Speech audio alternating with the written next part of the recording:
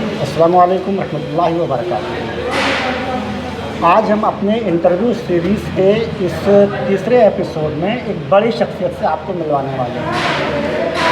आप भूतपूर्व piece party के प्रदेश अध्यक्ष और फ़िलहाल आप MIM के कदावर लीडरों में से जाने जाते हैं। मेरी मुराद डॉक्टर अब्दुल मन्नान साहब हैं, जो एक बेहतरीन आई सर्जन होने के साथ साथ मुस्लिम पॉलिटिकल एम्पावरमेंट पर काफ़ी खुलकर बात करते हैं। तो हाल जनाब डॉक्टर अब्दुल मन्नान साहब, आपका हमारे YouTube चैनल में खुशामदीद। बहुत बहुत शुक्रिया, बहुत बहुत शुक्रिया। सर, मुस्लिम पॉलिटिकल एम्पावरमेंट सबसे ज़्यादा ओवैसी साहब की ज़बान से निकलने वाले जुमलों में से एक जुमला है। क्या मतलब है इसका कि ये मुसलमानों के फलाह व बहबूद का एक तरीक़ेकार है या बहुसंख्यक समाज से मुसलमानों को अलग करने की साजिश? देखिए, आज़ादी के बाद मौलाना आज़ाद ने एक कॉल दिया और रिफ़ाह आम कलम जो लखनऊ का है जी, उसमें उन्होंने कहा कि अब मुसलमानों को अपनी कोई पार्टी बनाने की ज़रूरत नहीं है और जो यहाँ की सेकुलर पार्टियाँ हैं जी, उन्हीं में रह के वो काम करें। जी, तो नॉर्थ इंडिया के यूपी और बिहार के लोगों ने ये बात मान ली उनकी, लेकिन हैदराबाद के लोगों ने ऑल इंडिया इत्तेहादुल मुस्लिमीन अपना कायम रखा जी, और केरल के लोगों ने मुस्लिम लीग कायम रखा। और जहाँ जहाँ उन्होंने अपनी जमात कायम रखी जी, और मौलाना आज़ाद के कहने पे उन्होंने अपनी जमात ख़त्म नहीं की, जी, वहाँ उनका एम्पावरमेंट हो गया। जी। जैसे केरल में वो मजबूत हैं, तो मतलब आप हैदराबाद में वो मजबूत हैं। मतलब आप इस बात को मानते हैं कि मुस्लिम पॉलिटिकल एम्पावरमेंट का मतलब मुसलमानों का सियासी वक़ार बहाल होगा इससे? हाँ, मेरे कहने का मतलब ये है कि जो हम लोगों ने अब तक तजुर्बा किया जी, 1947 के बाद से, तो अलग अलग पार्टियों में चाहे कांग्रेस रही हो, चाहे समाजवादी रही हो, चाहे बहुजन रही हो, इसमें मुसलमानों की तादाद काफ़ी थी। जी, लेकिन ये जो लोग गए अलग अलग पार्टियों में, इन्होंने कौम के लिए कोई काम नहीं कर पाए। जी। अपने लिए तो अपना रुतबा तो इन्होंने बढ़ा लिया, हाँ, इनका कद बड़ा होगा लेकिन कौम की कोई भलाई कौम नहीं का हुई। कोई पावरमेंट नहीं हुआ। और उसकी वजह थी कि ये जाति मफाद के लिए सेकुलर पार्टियों में जाते रहे। तो अब एम्पावरमेंट का मामला ये होता है कि जब लोग अपनी क़यादत को वोट देंगे, जी, अपने झंडे अपने चुनाव निशान को वोट देंगे, जैसे दलित भाइयों ने अपने चुनाव निशान को वोट दिया एक ज़माने में, तो एम्पावरमेंट उनका हो गया। हुआ उनका। अकाली दल ने अपने लोगों को वोट दिया तो उनका एम्पावरमेंट हो गया। यादव भाइयों ने वोट दिया तो एम्पावरमेंट हो गया उनका। तो जाट भाइयों ने दिया तो 1.5% थी तो एम्पावरमेंट हो गया। जब अपनी जमात हुई तब एम्पावरमेंट हुआ। जब दूसरे के जमात में रह के आप काम करते हो तब आप चाहे जितने बड़े नेता हो, जैसे आज़म खान साहब हैं, आज क्या पोजीशन देख लो आप। अखिलेश यादव को कोई प्रॉब्लम नहीं हो गई, आज़म खान को प्रॉब्लम हो रही। शरद पवार को कोई प्रॉब्लम नहीं हो, नवाब मलिक को प्रॉब्लम हो रही। आपने आज़म खान साहब का जिक्र किया। अभी आज़म खान साहब एक हेट स्पीच मामले में उनको 3 साल की सज़ा हुई और उनकी असेंबली की जो सदस्यता थी वो भी रद्द कर दी गई। जबकि यति नरसिंहानंद सरस्वती और कपिल मिश्रा जैसे हेट स्पीच देने वाले लोग आज भी आज़ाद घूम रहे हैं। क्या मानते हैं, दोहरा पैमाना अपनाया जा रहा है?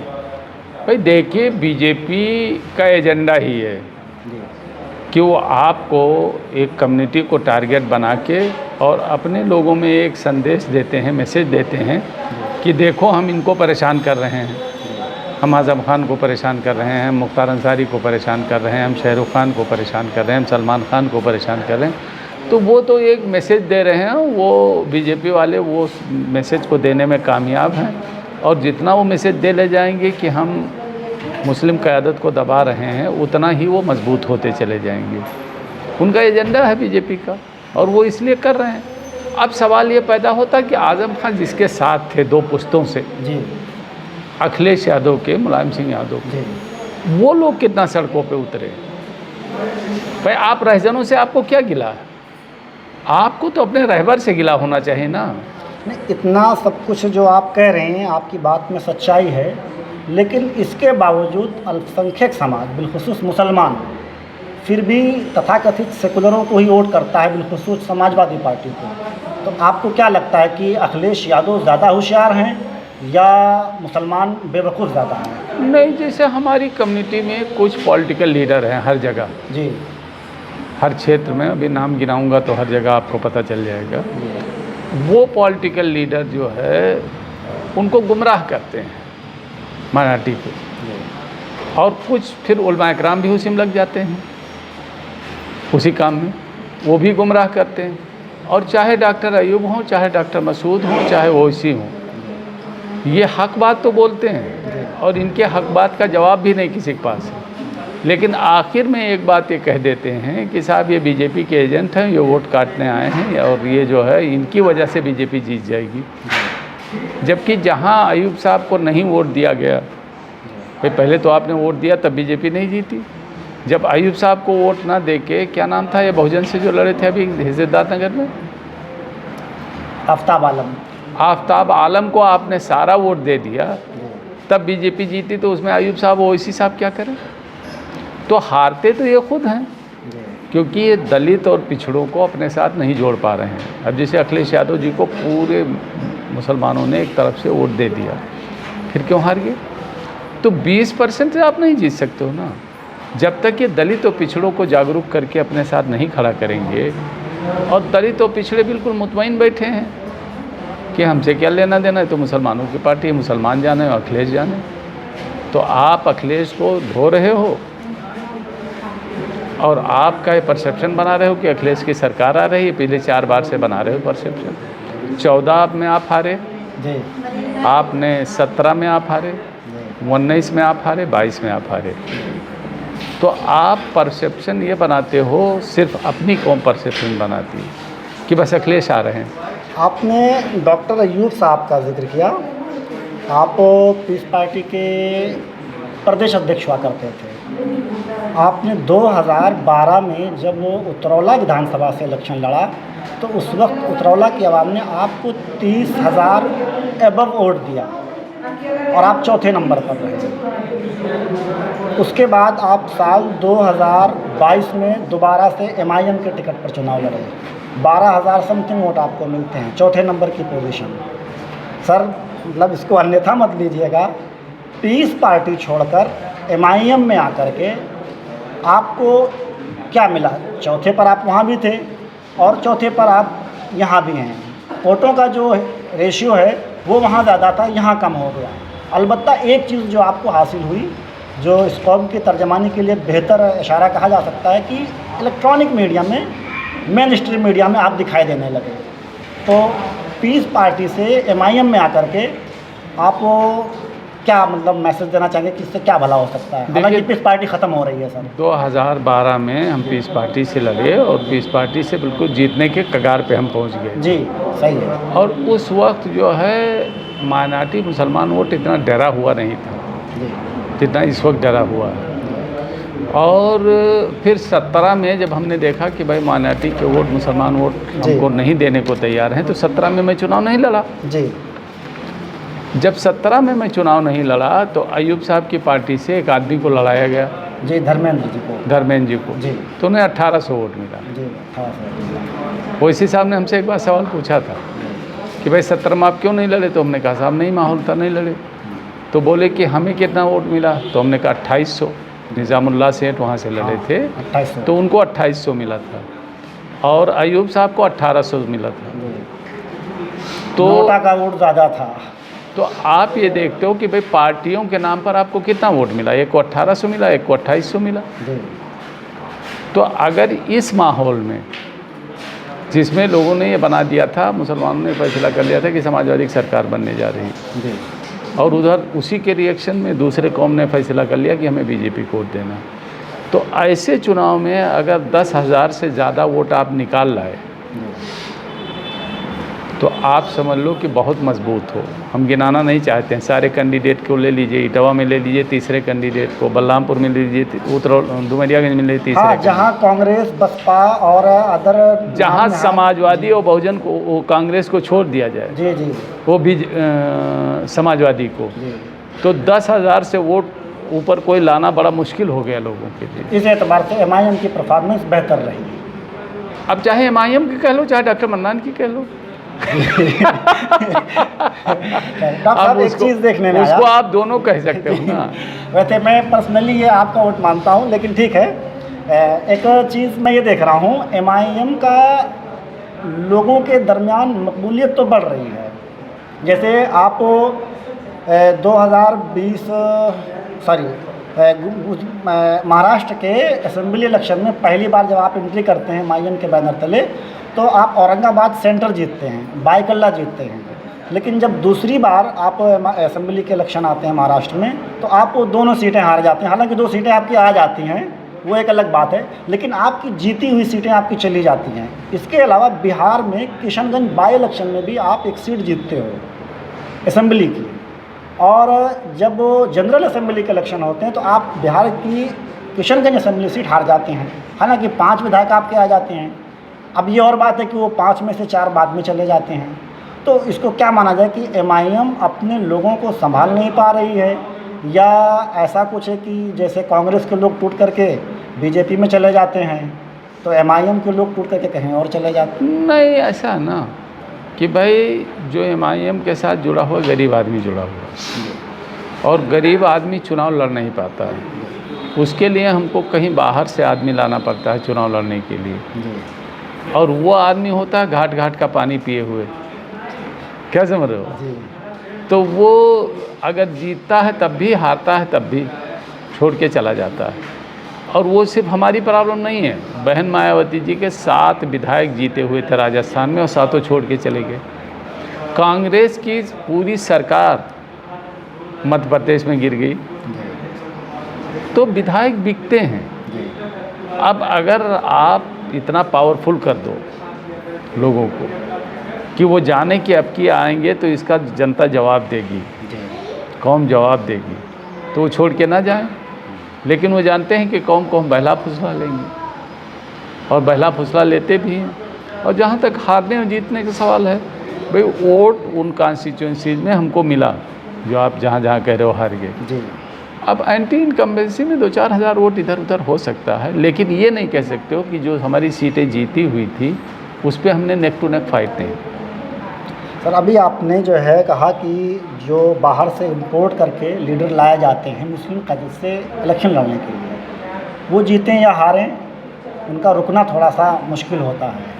अगर सत्ता में हम आ जाएं तो रुकेंगे, अगर सत्ता में हमारी भागीदारी आ जाए। फेसबुक पेज पर आपने 27 मार्च को शायद आपने लिखा, गुड्डू जमाली साहब ने जब यू टर्न लेकर के दोबारा से वो बसपा में चले गए, तो आपने लिखा कि मैं जब कभी भी ऐसे लोगों को पार्टी से मुतारफ़ करवाता हूं तो ऊपर के लीडरों को ये बता देता हूं कि ये इलेक्शन जीतें या हारें, बाद में ये रुकने वाले नहीं, ये चले जाएंगे। रुकने की गारंटी नहीं है, ये नहीं कहता हूँ कि रुकने की गारंटी नहीं। आपके अल्फाज यही थे, रुकने की गारंटी नहीं। ये मैं हाईकमान से अपने बताता हूँ। जी, तो क्या आपने इरफान मलिक साहब के बारे में हाईकमान को नहीं बताया? नहीं, इरफान मलिक साहब के बारे में नहीं बताया था।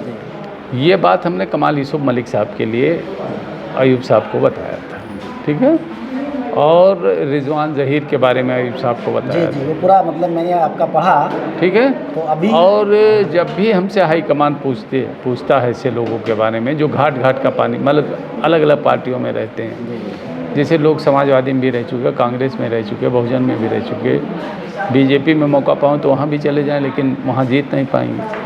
तो ऐसे लोगों को मैं बताता तो हूँ हाईकमान को कि भाई इनकी ग्राउंड रियलिटी ये है कि चुनाव ये बढ़िया लड़ेंगे ज़मीन पर, मेहनत से लड़ेंगे। लेकिन अगर आप ये मानो कि कल हमें आप कहो कि डॉक्टर मन्नान आप लाए थे कहाँ चला गया, तो इसकी गारंटी मैं नहीं लेता। मैं नहीं ले सकता। डॉक्टर साहब, ये मुस्लिम लीडरशिप का एक मसला ये है कि मुस्लिम लीडरशिप इलेक्शन में आती हैं और उसके बाद ऐसे गायब हो जाती है जिसका कोई वजूद नहीं है। अब इस पूरे हलके में मैं अगर देखूं, बस्ती, गोंडा, बलरामपुर, श्रावस्ती, सिद्धार्थ नगर, तो एक वाहिद ज़ात आपकी है जो एक्टिव नज़र आती है, वो चाहे सोशल मीडिया पर हो या ज़मीनी सतह पर हो। आप हर मुद्दे पर खुलकर बोलते हैं, लेकिन मुस्लिम लीडरशिप के जो और दावेदार हैं ये कहाँ चले जाते हैं? अब ये तो अलमिया है ना कौम का, क्या समझ रहे हो आप? भाई आप जाने क्या एज रही हो मैं नहीं जानता हूँ। 2008 से 2012 तक जी पीस पार्टी का क्या हाल है था?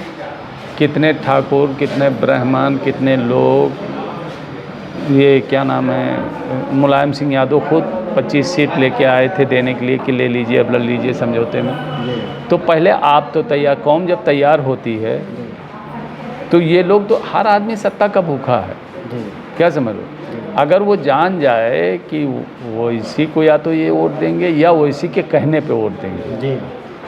तो आपके घर पे जो है फॉर्च्यूनर की लाइन लग जाएगी कि डॉक्टर मन्नान से टिकट दिलवा दो।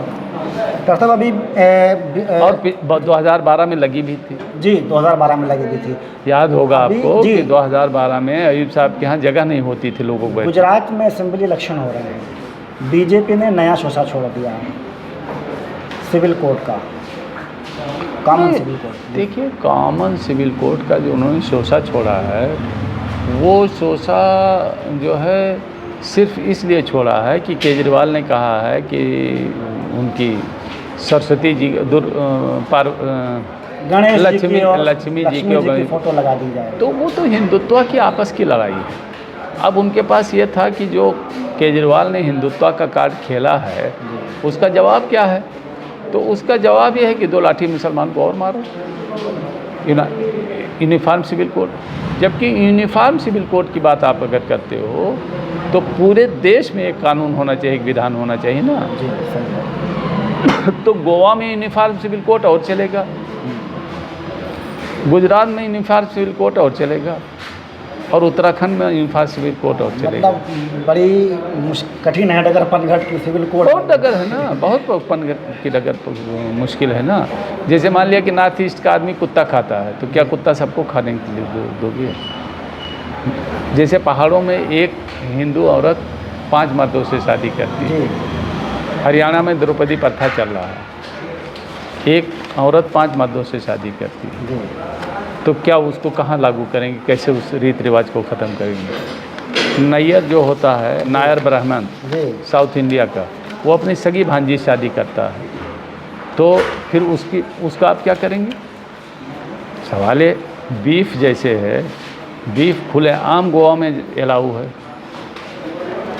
जबकि गोवा में बीजेपी की सरकार है, तो क्या काऊ स्लॉटर पूरे देश में बंद करेंगे? अब तो वो सरकार का काम है सर। क्या तो 2024 के पार्लियामानी इलेक्शन को लेकर के पीस पार्टी के साथ आपका इत्तेहाद बरकरार रहेगा? अब इत्तेहाद तो मैंने करवाने की पूरी कोशिश की और इत्तेहाद हो भी गया था विधानसभा में, लेकिन अब लोकसभा में क्या होता है अभी। मेरी डॉक्टर अयूब साहब से बात हुई थी, वो ये कह रहे थे कि अब ये इत्तेहाद जो है, ओवैसी साहब के भी मतलब उन्होंने हवाला दिया कि ये इत्तेहाद अब चलता रहेगा। नहीं तो अब ये चलता रहे, दोनों आदमी, अल्लाह दोनों आदमी की अकल सलामत रखे। तो क्या प्लानिंग है आप मतलब अपने? नहीं, पहले तो बैठ जाए ना दोनों आदमी, दोनों आदमी पहले बैठ के बात करेंगे जब 2024 आएगा। अभी तो गुजरात के चुनाव में नहीं, मैं ये इसलिए पूछ रहा हूँ सर, क्योंकि MIM का ग्राफ तो बढ़ रहा है, कम से कम नौजवानों में इसको मकबूलियत मिल रही है, लेकिन पीस पार्टी के ताल्लुक से आवाम में जो रुझान पाया जा रहा है वो बहुत ही मायूस कुन है। देखिए, आप अयूब साहब की कोई गलती नहीं थी, पार्टी की भी कोई गलती नहीं थी, लेकिन जो बात आप कह रहे हो उसी बात की वजह से जब कौम ही नहीं साथ दे रही थी तो हम वहाँ रह के करते क्या? इसीलिए तो मैं आया इधर। भाई हम अपनी बात नहीं उस बैनर के तले समझा पा रहे थे और लोग उस बैनर को एक्सेप्ट करने को तैयार नहीं थे, तो हमने देखा कि भाई कुछ नौजवानों का रुझान इधर है तो हो सकता है यहाँ कुछ रिज़ल्ट आ जाए। भाई कोई हम किसी के पर्सनल लेवल पर तो किसी के फॉलोअर हैं नहीं, हम तो कौम के फॉलोअर हैं। मतलब ये कहना चाह रहे हैं कि यहाँ गुंजाइश मिली मफाद की खातिर ही आप यहाँ आए, पर्सनली कोई मकसद नहीं है? पर्सनली क्या मकसद है बताओ? अगर पर्सनली मकसद होता तो मुझसे जाने कितने छोटे छोटे कद के लोग समाजवादी बहुजन में गए, MLA बन गए, मंत्री बन गए। क्यों? सही है सर। तो मैंने सिर्फ तो इमाम बदला ना, मस्जिद थोड़े बदली।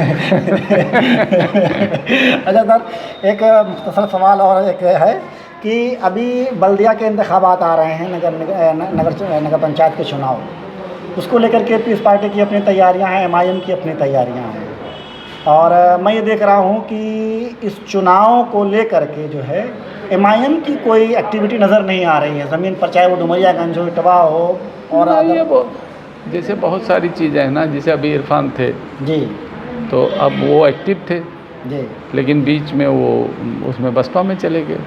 तो अब ऐसे कुछ हालात हैं, लेकिन काम कर रहे हैं लोग। जहाँ जहाँ हम प्रभारी नियुक्त किए हुए हैं वहाँ काम हो रहा है, ऐसा नहीं है। तो लोग क्या काम मान के चलें, कुछ सीटें निकलेंगी अपने इस क्षेत्र में? बिल्कुल निकलेंगे। डॉक्टर भाई साहब। पीस पार्टी में हमने जिसको चेयरमैनी लड़ाई थी, जी तो शाबान वहाँ दूसरे नंबर पे थे, जी लेकिन फिर दूसरा इलेक्शन हुआ तो शाबान वहाँ के चेयरमैन हो गए। रेहान आरती को हमने पीस पार्टी से लड़ाया था, पहली बार पंखा चुनाव निशान से वो चेयरमैन हो गए। जी आज भी वो पंखा चुनाव निशान से चेयरमैन है।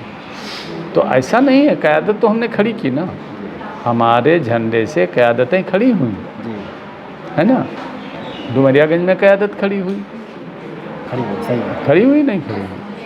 बहुत जगहों पर लोगों ने वोट पा के अपने आप को कायद बना लिया। सचिदा पांडे ने कभी नहीं बताया कि पीस पार्टी का हूँ, लेकिन फिर भी वो 30,000 वोट 27,000 वोट पा गए। तो ऐसा नहीं है कि जो हम लोगों ने काम किया, जैसे 2008 से 2012 में काम किया, तो उसमें बहुत सारे लीडर पैदा हुए। मतलब आप ये कह रहे हैं कि मुस्लिम लीडरशिप तो है, लेकिन उसका एक्सेप्टेंस जो है वो कौम में कम है। कौम को असल में लोगों ने गुमराह कर दिया ना, जी जो नेता हैं और बाद में उलमा इकराम भी है, जी है ना।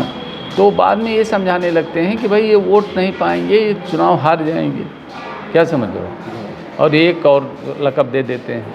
सर, आप बार बार उलमा का नाम ले रहे हैं और मैं थोड़ा सा जो है झिझक महसूस करता हूँ कि ये उलमा का रोल जो है इलेक्शन में मेरे ख़्याल से उतना इम्पोर्टेंट नहीं होता, अगर इस कौम की सही रहनुमाई हमारे लोगों ने गाँव ये जाकर बात सही है। उलमा इकराम को मैं कोई दोष नहीं देता हूँ जी, लेकिन वो भी बह जाते हैं इसी बस में, इसी लोगों के उसमें। जैसे एक आलिम से हमने पूछा कि भाई आप लोग क्यों ऐसे लोगों को हमारा साथ नहीं। अभी मैंने आपकी एक पोस्ट देखी, उसमें आपने कहा कोई मोतियाबिंद वाला हो जिसकी आंखों से रोशनी ना आ रही हो, आपका मतलब फेसबुक पेज पर मैंने देखा, तो ऐसे लोगों को पकड़ कर ले आएँ, हम उनके आंखों का मुफ्त ऑपरेशन करेंगे। मतलब ये कोई पॉलिटिकल गेम तो नहीं है? नहीं, ये पॉलिटिकल गेम नहीं है। ये मैं 1996 में बलरामपुर में आया जी, और तब से मैं काम कर रहा हूँ फ्री ऑफ कास्ट खिदमत ऑपरेशन। खल्क का जज्बा है ये। जब मैं राजनीति में नहीं था और जब मेरा राजनीति से कोई ताल्लुक़ नहीं था, तब से ये काम मैं कर रहा हूँ। और ये काम करने के लिए मुझे मदर टेरेसा एक्सीलेंस अवार्ड से सम्मानित भी किया गया है नई दिल्ली में, ठीक है। तो ये सब अवार्ड वगैरह और ये सब मिलना जुलना और ये ऑपरेशन करना, ये बहुत पहले से मैं शुरू किए हुए हैं।